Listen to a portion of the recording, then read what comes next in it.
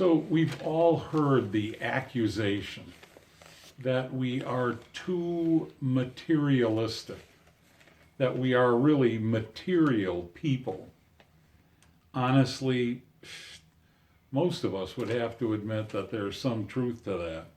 But Jesus says, whatever you do, whatever catches your fancy, make sure you let the things that you can take with you across eternity have the priority places in your life.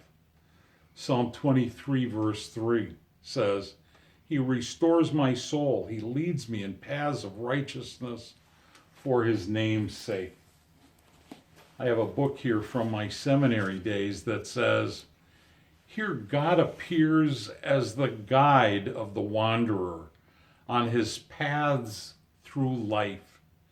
Looking back on his past life, the poet, the psalmist, is now able to recognize what in the years of apprenticeship and of travel he had not perhaps always been able to apprehend with equal clarity, that God has always led him in the paths of righteousness. Maybe that's the better way to put it.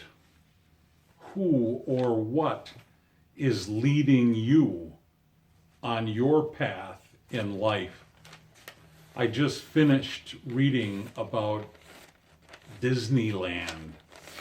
I grew up not far away from that park, and this book had so much to say about it.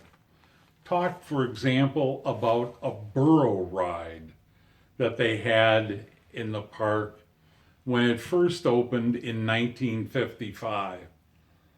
It didn't last very long, though, because when a nearby train whistle let out a loud shriek, the first burro in that burro ride heard that whistle, got scared, and went off the path and down into a ditch. Might not have been a big deal, except that all those burros were roped together. So one went, they all went.